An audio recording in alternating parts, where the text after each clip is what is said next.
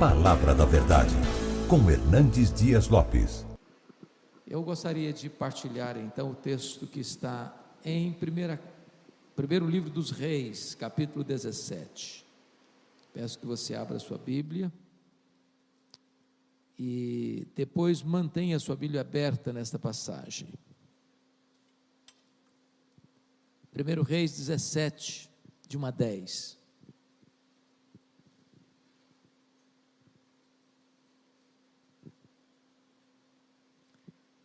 Está escrito o seguinte: Então Elias, o tesbita, dos moradores de Gileade, disse a Acabe: Tão certo como vive o Senhor, Deus de Israel, perante cuja face estou, nem orvalho nem chuva haverá nesses anos, segundo a minha palavra.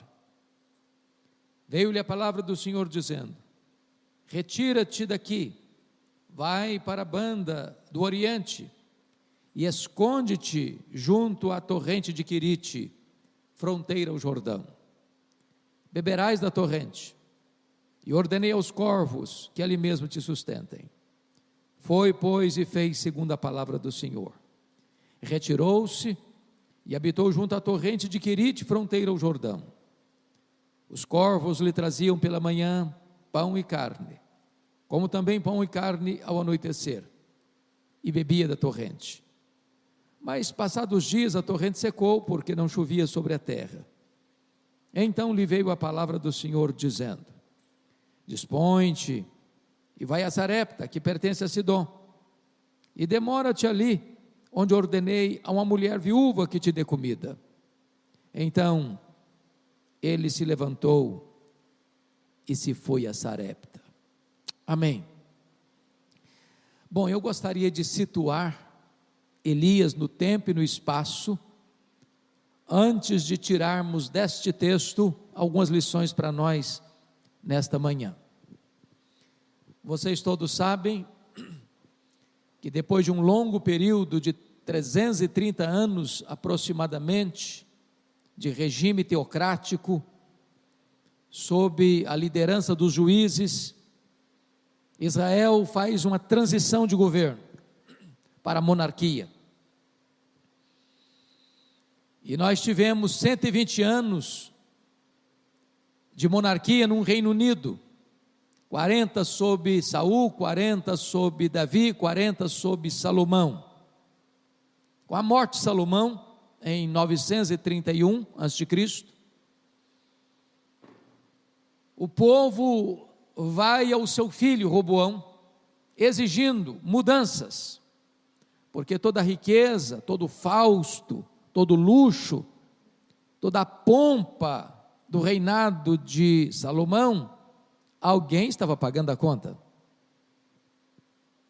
E quem paga a conta é o povo.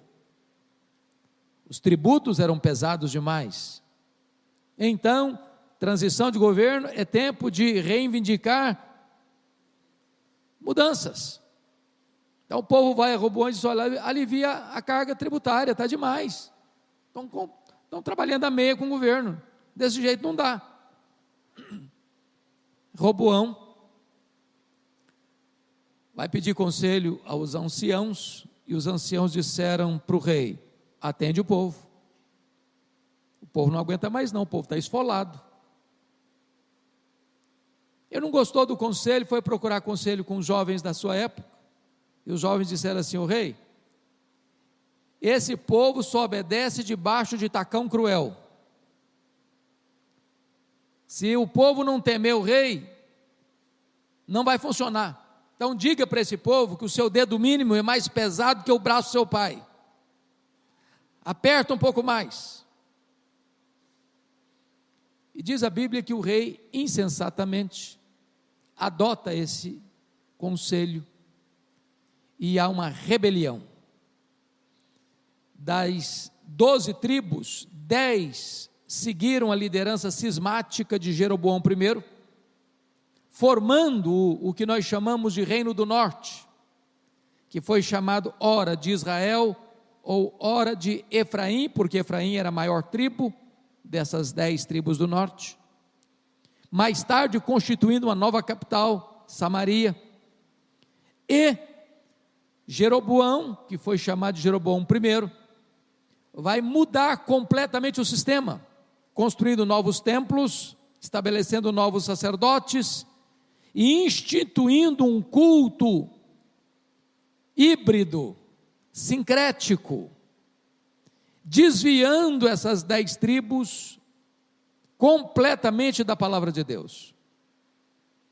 Esse reino do norte durou 209 anos apenas, de 931 a 722, quando a Assíria toma Samaria e acaba com esse reino do norte, nunca mais se recuperando como hegemonia política. Nesses 209 anos, nós tivemos 19 reis, em 8 famílias, 8 dinastias diferentes reinando. Nenhum desses 19 reis andou com Deus, todos foram maus, todos foram ímpios, todos usaram a religião para servir aos interesses da política. A religião era apenas uma forma de sustentação do governo. Pois bem, o que eu quero destacar é que quando Elias entra em cena, está reinando em Israel, o reino do norte, em Samaria, o pior de todos os reis de Israel. Só para vocês terem uma breve noção comigo, o Jeroboão reinou 22 anos, fez o que era mal perante o Senhor. Com a morte dele, assume o governo o Nadab, e reinou apenas 2 anos, e foi assassinado por Baasa. O assassino não foi para a cadeia, o assassino assumiu o trono, uma conspiração política. O Baasa, que assassinou o Nadab, reinou 24 anos, fez o que era mal perante o Senhor. Quando ele morre, o seu filho Elá assume o governo e reina 2 anos, e é assassinado de novo, ou melhor, de novo não dá, né? Assassinado. Ele é assassinado, e o camarada que o matou, o Zinri, assume o governo. O Zinri foi cercado, o palácio dele foi cercado, ele percebeu que não tinha chance, comete suicídio, bota fogo no palácio e se morre. E morre, comete suicídio. Aí assume o governo de Israel Onri, e foi o pior rei até então, reinou 12 anos. Com a morte dele, assume o governo o seu filho Acabe, e vai ser o pior, o campeão da maldade. Se não bastasse, ele vai se casar com a pior mulher do mundo, Jezabel. A mulher era mandona, era assassina e era feiticeira. O rei era apenas um boneco na mão dela. Foi essa mulher que implantou o culto a Baal em Israel, à força da baioneta e da espada. Eu estou trazendo esse pano de fundo para dizer que a crise no Brasil está grande, mas eu acho que lá estava pior. É nesse cenário cinzento que Deus levanta não um partido político, não uma denominação religiosa. Deus levanta um homem, Deus levanta um líder, que vai impactar a sua geração. A pergunta é: quem é esse homem? Então, com a Bíblia aberta comigo, vamos conferir isso. Está escrito no verso 1 assim: então Elias, o tesbita dos moradores de Gileade, disse a Acabe: tão certo como vive o Senhor Deus de Israel, perante cuja face estou, nem orvalho, nem chuva haverá nesses anos, segundo a minha palavra. Quando diz Elias o tesbita, não está falando da família dele, do sobrenome dele, está falando da procedência geográfica dele. Ele vem de Tisbé. Quando você vai para o mapa, para procurar Tisbé, você não vai encontrar Tisbé no mapa. Era um lugarejo insignificante do ponto de vista histórico, econômico, político, incrustado numa cadeia de montanhas de Gileade. Quando você vai examinar a família de Elias, ela não é uma família aristocrática, não é uma família rica. Ele não vem de uma escola de profetas, ele não vem de uma família sacerdotal. Elias era um homem desconhecido, de uma família desconhecida, de um lugar desconhecido, mas um homem levantado por Deus. Isso me ensina uma grande lição. Deus não precisa de estrelas para fazer a sua obra. Deus pode usar gente como você, como eu, como Elias, para fazer a sua obra. Talvez um dos grandes problemas da igreja evangélica brasileira, irmãos, é que nós temos estrelas demais, figurões demais, gente que se julga importante demais. E eu já tenho aprendido uma lição. As estrelas só brilham quando o sol não está brilhando. Quando o sol aparece, as estrelas desaparecem. Quando Jesus, o sol da justiça, está brilhando, não tem espaço para estrelas brilharem, para homens brilharem, porque a glória é só do Senhor Jesus.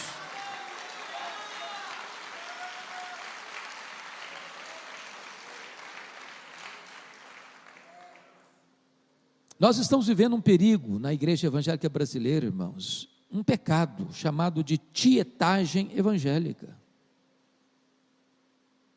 Há muitos cantores e há muitos pregadores que acham que são astros de cinema.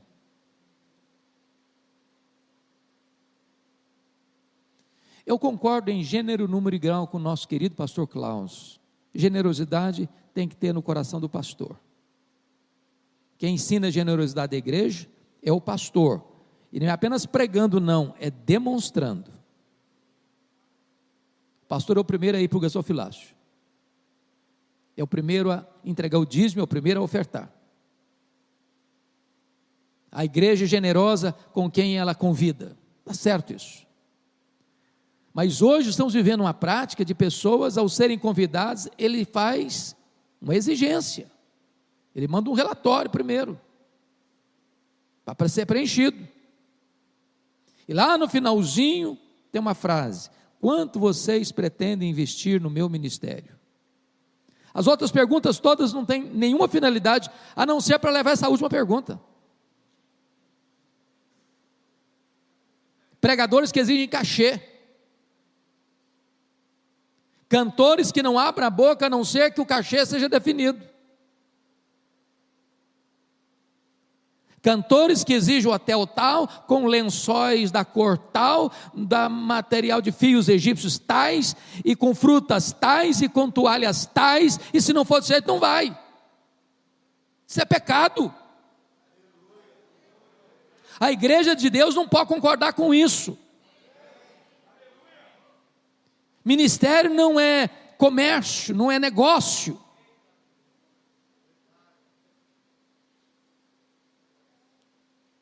E a igreja, irmãos, tantas vezes é que bota o cara lá no puleiro, e quanto mais alto o puleiro, maior é o tombo. Agora notem comigo, que Elias sai do anonimato, e começa o ministério dele pregando para o rei, no palácio do rei. E eu fico impressionado com isso, porque a maioria de nós passa a vida inteira e nunca vai no palácio pregar para o rei. Elias sai do anonimato, e começa o ministério dele pregando para o rei, e a pregação dele não é macia não, ele não vai lá para bajular Acabe não, ele vai lá para trazer uma palavra de juízo à nação, e ele vai dizer o seguinte: olha rei, tão certo como vive o Senhor, em cuja presença eu estou, nem chuva, nem orvalho haverá nesses anos, segundo a minha palavra. E aí você faz uma pergunta curiosa: mas como assim, Elias? Segundo a sua palavra? Como é que você tem essa certeza? De onde você está tirando essa garantia? O texto não responde isso, mas a resposta está em Tiago 5,17, diz que Elias orou para não chover, e não choveu. Então, aqui tem outra lição importante para você e para mim.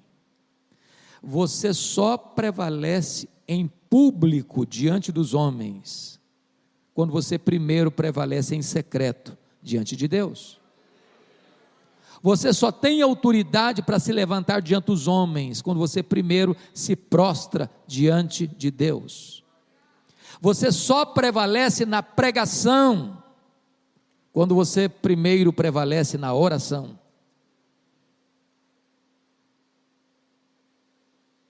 Ministério não é holofote, ministério é porta do quarto fechada.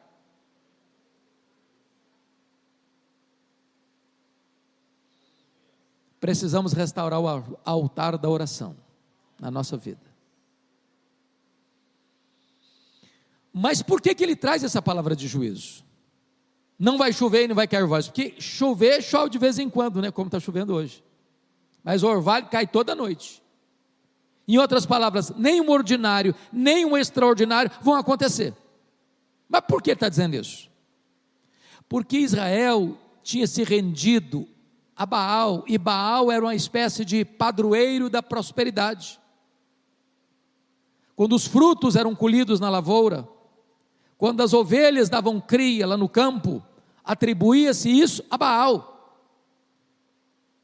Se a chuva não cai, se o orvalho não desce, a agricultura entra em colapso, a pecuária entra em colapso. E se Baal é o padroeiro da prosperidade, Deus está quebrando as pernas de Baal. Deus está torcendo a coluna de Baal, Deus está desacreditando Baal, Deus está desbancando Baal, Deus está mostrando que só existe um Deus, e é o único Deus, e é o verdadeiro Deus, e é o Deus a quem adoramos e servimos.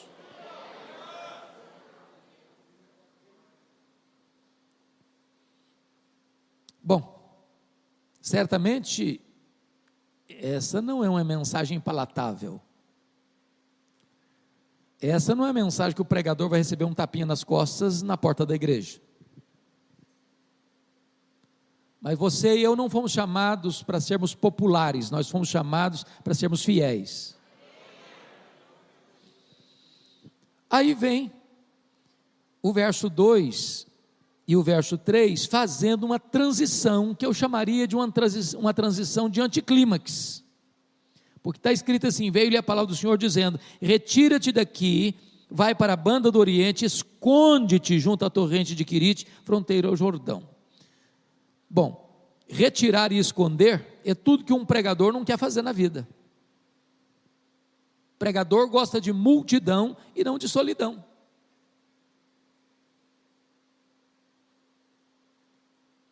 Por que Deus está mandando Elias ir para um lugar deserto, onde só tem um filete de água?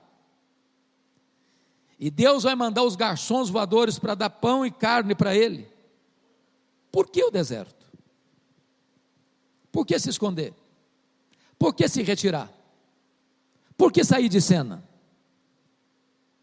Aqui está, irmãos, uma das mais importantes lições para o nosso ministério. Antes de Deus trabalhar através de você, Deus quer trabalhar em você. O deserto não é um acidente de percurso no ministério, o deserto é uma agenda de Deus no ministério. O deserto é a escola superior do Espírito Santo, onde Deus treina os seus líderes mais importantes. Foi assim com Moisés, foi assim com Elias, foi assim com o próprio Senhor Jesus. Então entenda uma coisa, é Deus quem matricula você na escola do deserto. E Deus tem dois propósitos ao matricular você e a mim na escola do deserto. Primeiro, o currículo dessa escola é a nossa própria vida. Irmãos, Deus só usa vasos quebrantados. Eu preciso ser reduzido primeiro a nada, para entender que Deus é tudo. Deus está mais interessado em quem você é do que no que você faz. Vida com Deus precede trabalho para Deus. Nós vivemos uma geração do performance, da apresentação, do palco, da grandeza. Mas Deus está querendo moer você no moinho dele. O moinho de Deus moe devagar e fino.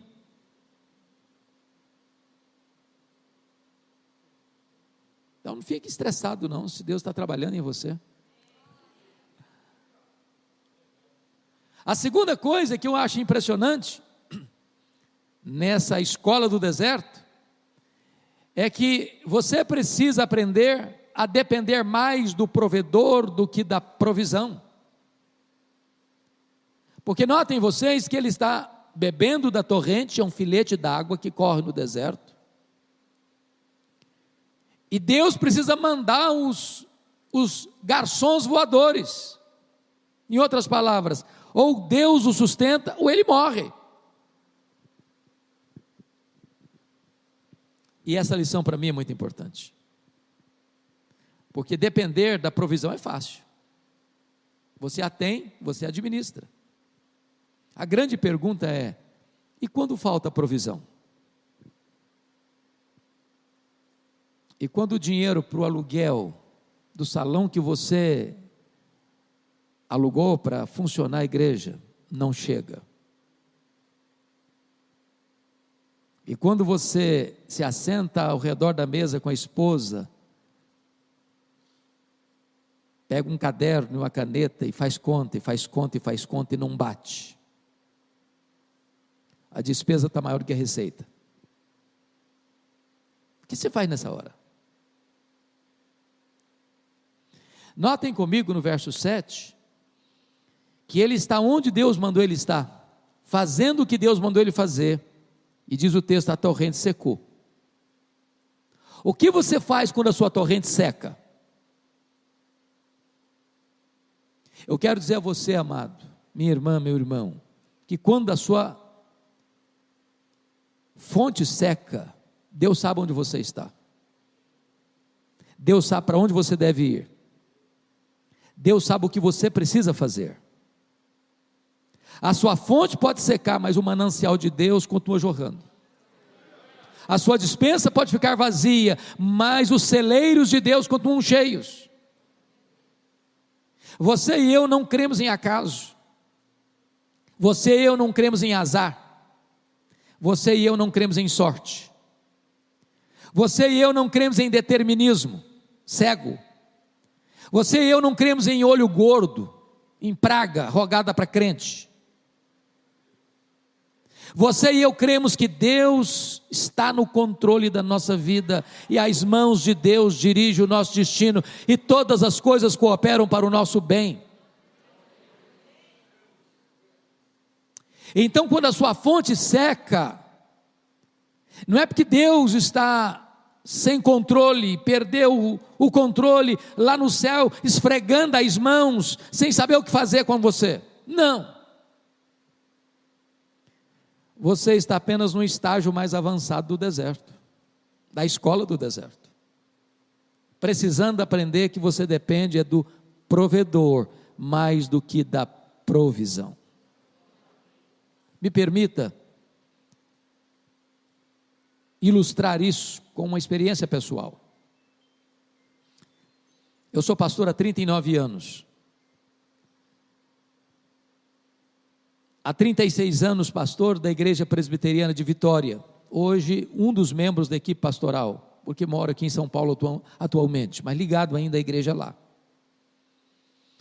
No ano 2000, eu fui para os Estados Unidos com a minha família, minha esposa e os 2 filhos que eram pequenos, um maior de 11, a menina de 8, para fazer um curso de doutorado na área de pregação. Eu fui para o Reformed Theological Seminary de Jackson, Mississippi. Fui com expectativa de bolsa. A liderança da nossa igreja votou uma verba para o nosso sustento. Na época, $2.300. E algumas coisas aconteceram. Primeiro, é que Se eram $2.300, $230 ficavam na tesouraria da igreja, porque pastor é dizimista. Pelo menos deveria ser. Se não é, precisa ser. Porque tem uma onda hoje contra o dízimo, que é um negócio incrível.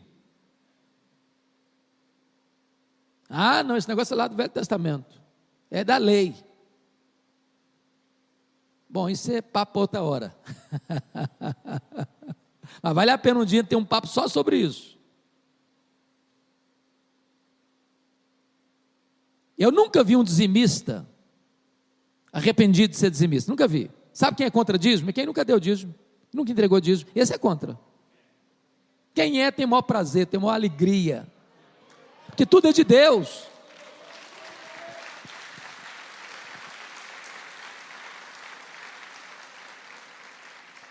Bom, então se eram 2.300, já deixava 230 na tesouraria da igreja, recebia 2,70. Nós temos uma pessoa que tem 73 anos e mora conosco há mais de 30. Eu não achei justo nem honesto desampará-la nesse período. Continuei pagando o saláriozinho dela. Quando eu saí, o apartamento que eu morava, foi uma missionária morar lá, com o compromisso de pagar o condomínio. Mas ela teve que mudar-se da cidade, tinha que pagar também o condomínio. Em outras palavras, desses 2.300 eu recebia líquido em 300, por aí. Quando eu chego em Jackson, Mississippi, não recebi bolsa de 1 centavo. Não tem transporte público, tive que comprar um carro velho. Na época eu não encontrei escola para os meus filhos, tive que pagar uma escola, para eles estudarem, escola para mim, e eu e minha esposa levantávamos 4 horas da manhã para limpar a escola, para ganhar um desconto de $200 na prestação. Pagar aluguel, pagar a escola, pagar seminário, etc, etc, etc, despesa de uma casa que vocês conhecem. Nós tínhamos levado todas as nossas economias pessoais. Quando eu botei na ponta do lápis, a nossa despesa nunca ficou inferior a 3.000. Eu tinha uma receita de 1.300. Com 6 meses a minha reserva acabou. O carro velho quebrou. Levei para a oficina $1.350 para consertar. Não tinha dinheiro para consertar o carro. Já não tinha mais dinheiro para pagar o aluguel. Já não tinha mais dinheiro para pagar o seminário. Já não tinha mais dinheiro para fazer compra para casa. Eu chamei minha esposa, meus filhos pequenos, e disse: olha, nós temos 2 opções. Ou vamos embora, frustrados, ou pedimos para Deus um milagre, porque eu não quero ser mais pesado para a igreja. E me lembro que nós nos ajoelhamos na sala e dissemos: meu Deus, Tu és o dono do ouro e da prata, Tu és o Deus da provisão. Nós sempre pregamos isso, Tu és o Jeová Jiré. Então Deus, Tu tens poder para abrir uma porta para nós, para trazer a provisão para nós. E quando nós terminamos aquela reunião de oração, e me levantei, o telefone tocou. E eu recebi um convite para pregar na Pensilvânia. E eu confesso a vocês que eu fui para lá sem dinheiro de um cafezinho no bolso. No último dia da conferência, o pastor que dirigia a programação disse assim: meus irmãos, o pastor Hernandes é estudante aqui na América, e todo estudante é duro. Não precisa nem ser profeta para falar um trem desse. Se alguém quiser ajudá-lo, fique à vontade. Eu não tinha falado nada com ele, eu não sabia da minha situação. Eu saí daquele encontro com $5.500 de oferta. Quando eu estava saindo, um pastor me puxou pelo braço e falou: eu quero mandar para você $300 por mês, até você terminar o seu curso. Eu voltei para casa chorando. Tirei o carro da oficina, paguei o seminário, paguei aluguel, fiz compra para casa, ainda sobrou um troco. Na semana seguinte, um outro telefonema, para pregar numa conferência em New Hampshire, a 3.000 quilômetros de onde eu morava. Quando eu estou pregando meu último sermão, Vem um presbítero por trás de mim e bota um bilhete com letras garrafais dentro da minha Bíblia. Quando eu olhei, estava escrito assim: eu não sei o que está acontecendo com você, mas Deus tocou o meu coração, e eu vou mandar para você $600 por mês, até você terminar o seu curso. Me deram $2.500 de oferta. Para encurtar a conversa, eu fiz 21 viagens para pregar a convite. Em cada lugar que eu chegava, Deus fazia um milagre diferente. Um dia uma mulher fez uma viagem debaixo de neve, de noite, de mais de 60 milhas, para onde eu estava, porque Deus tocara o coração dela, lá na casa dela, para onde eu estava, para me dar uma oferta. Nunca nos faltou nada. Deus supriu todas as nossas necessidades. Para minha surpresa, no dia que eu vim embora, fui ao banco fechar a conta, e Deus me surpreendeu mais uma vez. Exatamente o valor das nossas economias pessoais que nós havíamos levado, estava lá no banco. E Deus me ensinou uma lição: você precisa depender do provedor, mais do que da provisão. Quem sustenta você é Deus, meu irmão. O capital da igreja não é dinheiro, o capital da igreja é fé. É fé. Estude um pouco aí, olhe um pouco, conversa com seus colegas. Pouquíssimas igrejas, irmãos, grandes hoje, começaram grande. Começaram, alguns debaixo de uma árvore, outra dentro de uma garagem, outra na sala da sua casa, outra alugou um cantinho lá, e aí Deus foi abençoando, e a coisa foi crescendo, e Deus foi abrindo a visão. Então não desanima não. Você depende do provedor. Mas notem comigo uma outra transição. Versículo 8. Então lhe veio a palavra do Senhor dizendo: dispõe-te, vai a Sarepta, que pertence a Sidom, e demora-te ali, onde ordenei uma mulher viúva que te dê comida. Então ele se levantou e foi a Sarepta. E se foi a Sarepta. É mais uma transição de anticlímax. Porque sabe o que Deus está dizendo para Elias aqui? Meu filho, você acabou o estágio do deserto. Aperte os cintos, fique firme, porque agora eu vou matricular você no estágio mais avançado. Agora eu vou jogar você na fornalha. Sarepta significa fornalha, fogo, cadinho. Deus ainda está trabalhando em Elias, para depois trabalhar através de Elias. Note comigo no capítulo 18, versículo 10, que enquanto Elias estava em Querite, e ele estava em Querite escondido, esconde-te. O que está acontecendo no cenário político? O Acabe, a Jezabel, procurando Elias, vivo ou morto, em Israel e nas nações vizinhas. Agora Deus está dizendo para o cara: agora meu filho, bota a cara na rua, atravesse a fronteira. Ele poderia ser morto pela polícia de Acabe, mas o Deus que envia é o Deus que protege. E parece que Deus tem senso de humor, porque o que Deus diz para Elias não faz o mínimo sentido para a lógica humana. Se Deus dissesse assim: ô meu filho, tem uma viúva lá em Sarepta, que está numa magrela, passando um aperto, eu quero que você se levante e vá trabalhar para sustentar aquela mulher, senão vai morrer. Você vai socorrer aquela mulher. Esse vai ser o seu ministério, sustentar uma mulher viúva. Mas Deus disse para ele: vai meu filho, porque lá tem uma mulher viúva que vai sustentar você. Não é aquela ricaça lá de Samaria, não. É aquela pobrezinha lá de Sarepta. Vai lá. O Elias sai de Querite para não morrer de sede, quase morre de fome em Sarepta, porque a mulher que vai sustentá-lo está morrendo de fome. Você pode entender isso? Deus ainda está trabalhando em Elias para depois trabalhar através de Elias. Você e eu, amados irmãos, somos sustentados pelas viúvas pobres, para você baixar a bola, não empinar o nariz, não estufar o peito, saber que Deus chama quem não é, para dividir o pouco que tem, para levar a obra de Deus avante.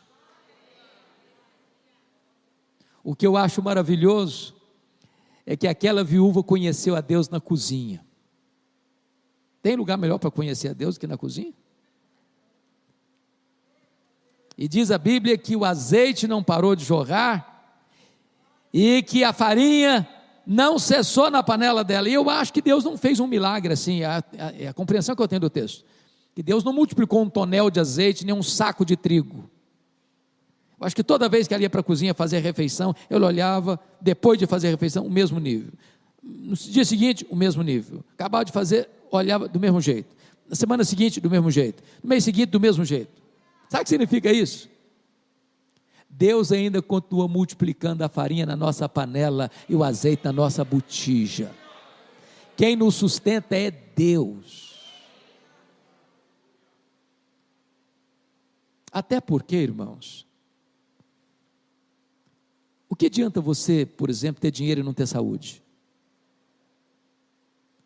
Dr. John Rockefeller, que foi o primeiro bilionário do mundo, certa feita ele ficou tão doente, mas tão doente, que a única coisa que ele podia comer durante um dia inteiro era uma bolacha de água e sal, e um pouquinho de leite. Tinha mais de $1 bilhão, podia comer tudo o que ele quisesse, mas a saúde não permitia. Quem sustenta você é Deus. Quem dá o pão na sua mesa é Deus. Quem preserva a sua saúde é Deus. Quem cuida de você é Deus. Num ano de pandemia, você e eu estarmos aqui, é um milagre. Gente melhor do que nós partiu, e Deus preservou a sua e a minha vida. E Deus está dizendo o seguinte: eu cuido de você, você só está vivo porque eu estou cuidando de você, você só está no ministério porque eu estou sustentando você.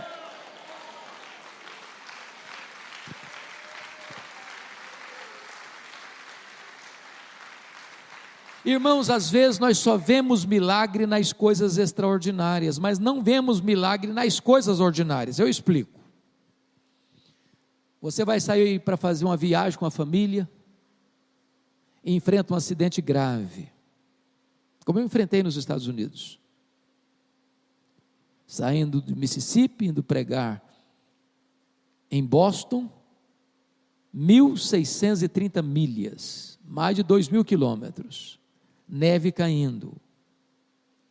De repente estou entrando numa ponte longa, num declive, uma curva, e você sabe que os alertas são esses: cuidado com as pontes, porque o vento gelado sopra embaixo, e aquela neblinazinha que você nem vê, vira uma película de vidro, e o carro perde a aderência. E o meu carro saiu da pista, rodopiando, dentro da pista, e quando terminou a ponte, ele saiu e caiu numa vala, bateu com a frente, numa picape que já tinha rodado na minha frente, e o carro virou um L. Nós não sofremos um arranhão, um milagre. Mas às vezes você não vê milagre, o fato de você sair de casa todo dia e voltar para casa todo dia, e você levar seu filho na escola todo dia, buscar o seu filho na escola todo dia, você vir para a igreja todo dia e voltar da igreja todo dia, um ano inteiro sem um acidente. Milagre. Irmãos, não é só coronavírus não, o ar está cheio de vírus, de bactérias, que você não enxerga, que você não vê, que se entrar na sua corrente sanguínea, mata você. Paulo entendeu isso, nele vivemos, nos movemos e existimos, ele que nos dá vida, respiração e tudo mais. O fato de você e eu estarmos vivos é um milagre. Agora, preste bem atenção no que eu vou lhes dizer. Na mesma casa que acontece um milagre, também acontece uma tragédia. Vocês se lembram que no final da década de 90, uma teologia ficou muito popular aqui no Brasil, onde alguns pregadores e pregadoras diziam o seguinte: crente não pode ficar doente. Você tem que dizer para a doença, igual você diz para Satanás: arreda-te. E aí, algumas dessas pessoas que estavam pregando isso, ficaram doentes, e tiveram que ir escondido para o hospital. Irmãos, não é verdade que crente não fica doente, não é verdade. Não é verdade que crente cheio do Espírito Santo não enfrenta problemas financeiros, não é verdade isso. O próprio Jesus não tinha onde reclinar a cabeça. O próprio apóstolo Paulo, que foi o maior pregador da história do cristianismo, morreu pobre. Pobre. O próprio apóstolo Pedro disse para o camarada lá na porta do templo, olha, e ele junto com João: nós não temos ouro nem prata, mas o que eu tenho, diz Pedro, isso eu te dou, em nome de Jesus o Nazareno, levanta e anda.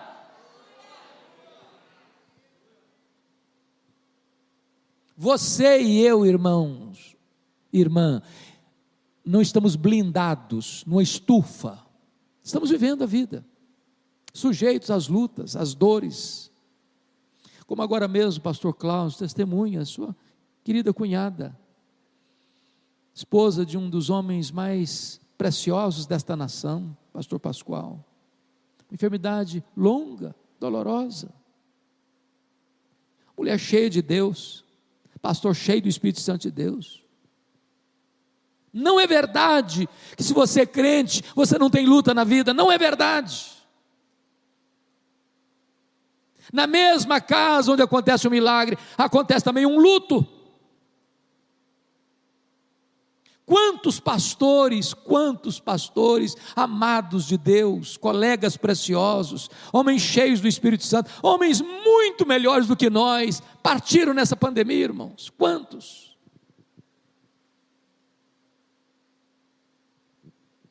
Então não murmure contra Deus,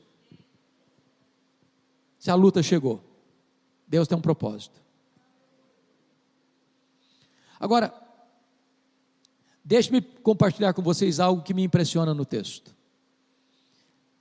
Quando a viúva vê o seu único filho morto, ela culpa Elias pela morte do filho. E aqui eu queria levantar um ponto importante para o nosso ministério, porque pastor tem costas largas.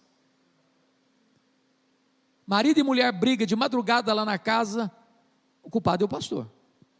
Menino sai de casa rebelado contra os pais, o pastor é culpado. Diz os entendidos que na medida que você vai ficando mais velho, você vai ficando com o coração mais mole e com o couro mais duro. Coração de manteiga e couro de jacaré. O que me impressiona é que Elias, sendo inocente da acusação feita, ele não se defende, porque você e eu somos meio apressados para nos defendermos. Não, mexe com a gente não pisa no meu pé não, você engrossa até a voz, e você é capaz de dizer, é melhor passar por cima do meu cadáver do que passar por cima dos meus direitos. Elias não se defendeu, talvez porque teria já aprendido um princípio de Jesus, que você não esmaga a cana quebrada, nem apaga a torcida que fumega.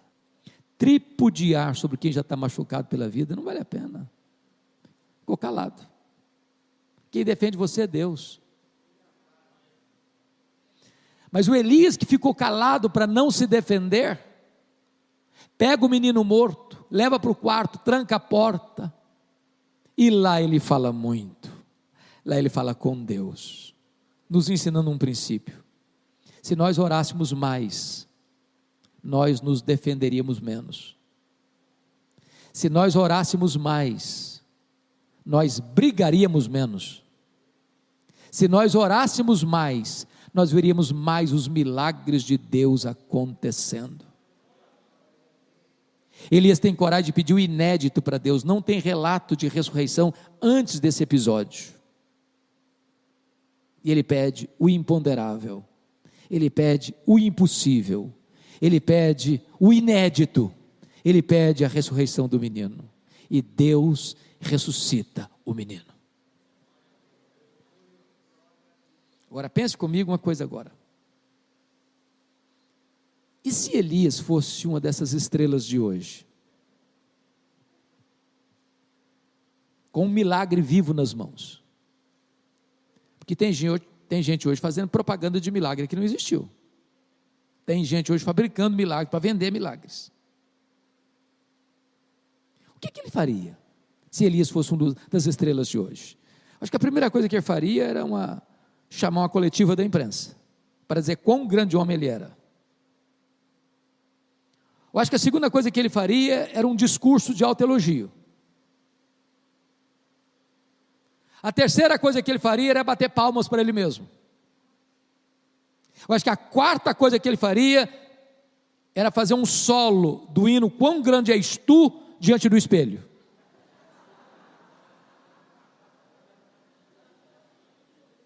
Fez nada disso.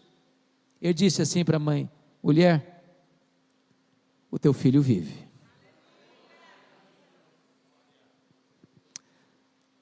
Primeiro Samuel 2,30 diz assim: aos que me honram, diz o Senhor, eu honrarei. Quando você honra Deus, Deus honra você. Porque o texto termina no verso 24 assim, a mulher dizendo para Elias: agora eu sei que tu és homem de Deus, e que a palavra do Senhor na tua boca é verdade. Meus irmãos, isso me faz tremer os joelhos até hoje. Como é que você e eu somos conhecidos? Parece que multiplicam-se os astros, escasseiam-se os homens de Deus.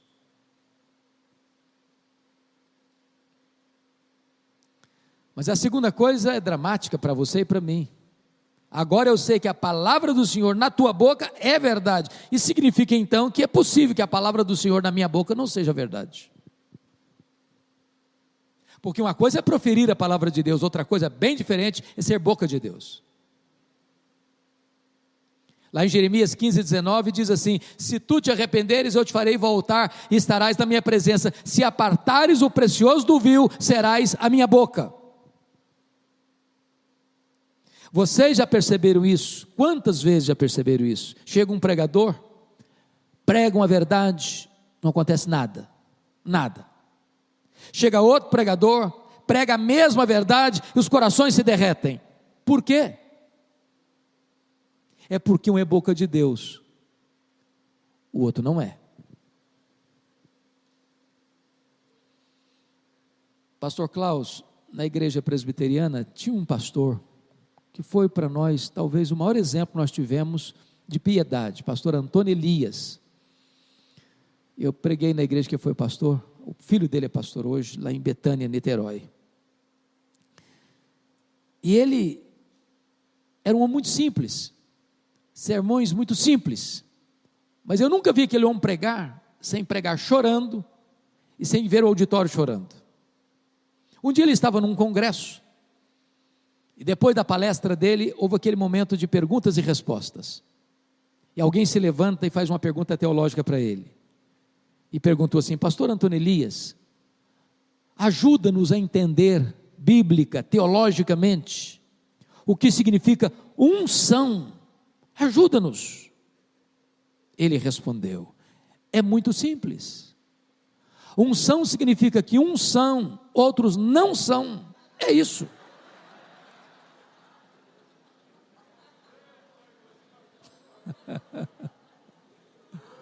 Agora eu sei que a palavra do Senhor na tua boca é verdade. Eu quero terminar dizendo o seguinte: eu não sei se você pensa isso, eu acho que nós vivemos dias dificílimos, é verdade, mas por outro lado, os dias mais incríveis da história.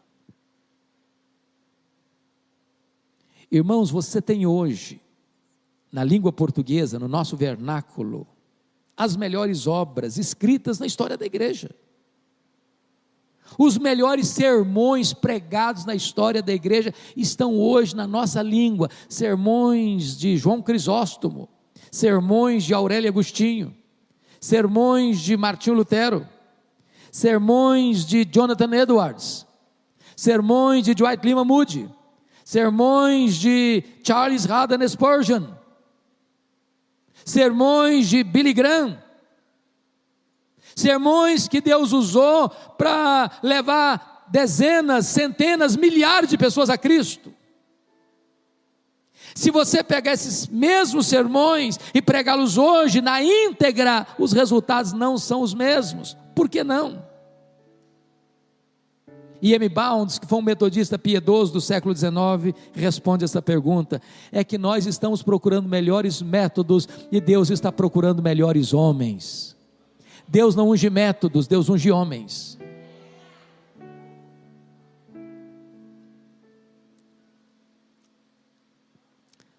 Quando termina a história do Elias, eu vou dar um salto agora, lá para o finalzinho. Diz a Bíblia que o Eliseu estava no encalço dele, querendo porção dobrada do espírito dele. E de repente diz a Bíblia que o Elias é arrebatado. Carruagens de fogo, cavalos de fogo, ele sobe para o céu num redemoinho. A capa do Elias fica na mão do Eliseu. E o Eliseu, que já tinha passado com Elias a pé enxuto o rio Jordão, porque o Jordão se abrira, chega às margens do Jordão, com a capa de Elias na mão, com a pergunta no coração. E a pergunta era esta: onde está o Senhor Deus de Elias? Que pergunta emblemática. A pergunta significava o seguinte: será que Deus só fez no passado? Ou será que Deus ainda faz no presente? E diz a Bíblia que ele feriu as águas do Jordão, e o rio se abriu de novo, e ele passou. Sabem por quê? Porque o Deus de Elias é o Deus de Eliseu. O Deus de Elias é o seu Deus, é o meu Deus, é o nosso Deus. Ele nunca mudou, ele é o mesmo ontem, hoje e para sempre o mesmo. Mas talvez a pergunta agora seria outra: onde estão os Elias de Deus? Onde estão?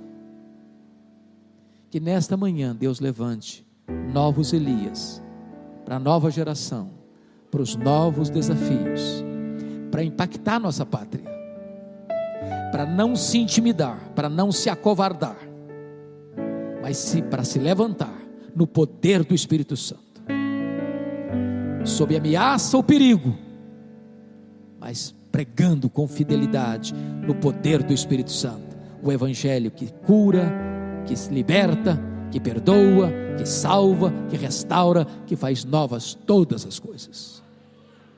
Que Deus abençoe nesta manhã os Elias de Deus. Amém.